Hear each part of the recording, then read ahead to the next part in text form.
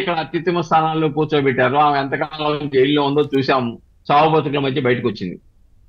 అలాగే కొంతమందిని ఆల్రెడీ ప్రభుత్వ సలహాదారులుగా ఆయన హయాంలో పెట్టుకున్నారు ఈ కేసులో నేరస్తుంది. ఉమ్, కాబట్టి ఈ ఆర్థిక నేరాలలో ఉన్నటువంటి ముద్దాయిలకి జగన్మోహన్ రెడ్డి పాలనలో అత్యధిక ప్రాముఖ్యత ఇచ్చి వాళ్ళని అందరాలు ఎక్కించాడనేది చాలా స్పష్టంగా గతంలో రఘురామకృష్ణరాజు గారు కోర్టులో వేసిన పిటిషన్ లో చాలా స్పష్టంగా ఎవరికి పదవులు ఇచ్చారో చాలా స్పష్టంగా చెప్పారు. కాబట్టి ఇక్కడ చాలా స్పష్టమండి. ఇక్కడ గతంలో ఎందుకని నేను కోర్టుకు హాజరు కాకుండా ఉండకుండా ఉండడానికి కారణాలు ఏం చెప్పాడు ఆయన? నేను స్టేట్ అడ్మినిస్ట్రేషన్, నేను ఒక రాష్ట్రానికి ముఖ్యమంత్రిగా ఉన్నాను. ఉమ్, నేను గనక వస్తే ప్రభుత్వ పాలనకి ఇబ్బంది అవుతుంది, ఎఫెక్ట్ అవుతుంది అని చెప్పేసి ఒకటి. భద్రతా కారణాలు కూడా చూపెట్టినట్లున్నారుగా. భద్రతా కారణాలు, భద్రతా కారణాలు, ఖర్చు దాదాపుగా 60 లక్షలు ఎంత అవుతుందని చెప్పేసి. అంతేకాకుండా ఆయన కోర్టుకు హాజరవుతే ఇతర లిటిగేషన్ పబ్లిక్ కానీ ఇతర అడ్వకేట్స్ కానీ ఇబ్బంది కలుగుతుంది అని తదితర అంశాలను పెట్టేసి కోర్టు నుంచి మినహాయింపు తీసుకున్నాడు. ఇప్పుడు ప్రభుత్వం మారింది.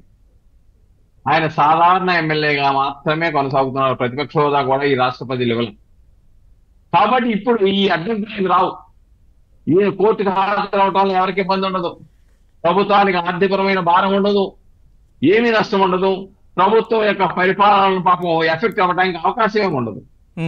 కాబట్టి ఇప్పటికైనా ఈయన రెగ్యులర్ గా కోర్టుకు వెళ్ళి నేను ఆనిముత్యాన్ని, కడిగిన ముత్యాన్ని ఇలాంటి పదాలు వాడుతున్నారు కదా, ఆ కడిగిన ముత్యం ఏంటో నిరూపించుకోవాలి.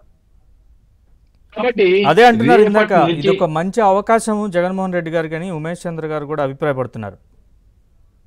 అదే అండి, ఇప్పుడు రేపటి నుంచి జరిగే విచారణలో వాళ్ళ ప్లేటర్ల ద్వారా మరింత సమయాన్ని ఇవ్వకుండా హైకోర్టు ఇచ్చిన ఆదేశాలని సిబిఐ కోర్టులో విచారణ జరగడానికి వీళ్ళు సహకరించి మీ నిజాయితీని నిరూపించుకోవాల్సిన బాధ్యత మీ మీద ఉంది.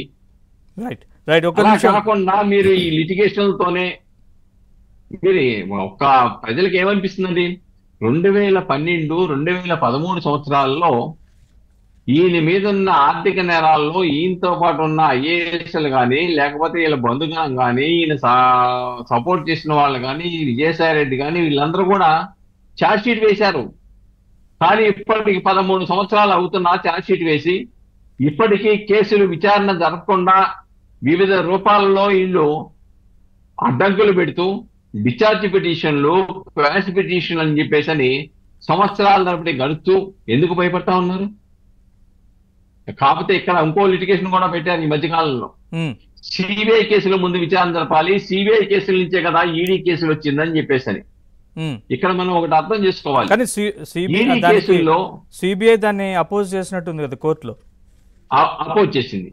ఈడీ కేసులకి సిబిఐ కేసులకి ఏంటంటే తేడా, ఈడీకి సంబంధించిన కేసులో డాక్యుమెంట్లు ప్రాతిపదికగా ఉంటది. నిరూపించుకోవాల్సిన బాధ్యత జగన్మోహన్ రెడ్డి ఆ కేసులో ఉన్న ముద్దాయిల మీద ఉంటుంది. మేము ఆ నేరం చేయలేదు, ఆ సూట్ కేసు డబ్బులు కాదు అవి స్వచ్ఛమైన డబ్బులే, ఇది ఆర్థిక నేరాల్లో ఉన్నటువంటి సొమ్ము కాదు, ఇది ఆర్థిక నేరాలతో కొనుక్కున్న సంస్థలు కాదు ఇవి అని నిరూపించుకోవాల్సిన బాధ్యత ఆ కేసులో ఉన్నటువంటి ముద్దాయిల మీద జగన్మోహన్ రెడ్డి మీద ఉంది. కానీ అదే సిబిఐ కేసులు ఉన్నాయనుకోండి, సిబిఐ కేసులకు వచ్చేటప్పటికి ప్రాసిక్యూషన్ మీద ఉంటుంది. సిబిఐ వాళ్ళు నిరూపించాలి, జగన్మోహన్ రెడ్డి గారు ఈ యొక్క నేరం చేశారని నిరూపించే బాధ్యత సిబిఐ మీద ఉంటుంది. ఈడీలోకి వచ్చేటప్పటికి జగన్మోహన్ రెడ్డి అతను వందే బాగుతున్న మీద ఉంటుంది బడ్జెట్. నేను చేయలేదని నిరూపించుకోవాలి.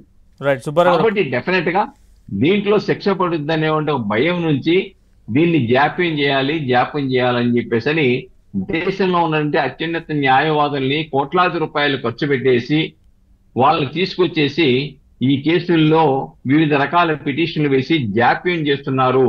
ఇది ఉద్దేశపూర్వకంగా జగన్మోహన్ రెడ్డి అతను వందే మాగదులు చేస్తున్నటువంటి కుట్రపూరిత ఆలోచనగా అర్థమవుతుంది. కాబట్టి చిత్తశుద్ధి ఉంటే తక్షణమే కోర్టుకు సహకరించండి, కోర్టులో చేల్చండి, కోర్టులో మీరు ముద్దాయిలు కాకపోతే బయటకు వచ్చేసి ప్రజల్లో చెప్పుకోండి.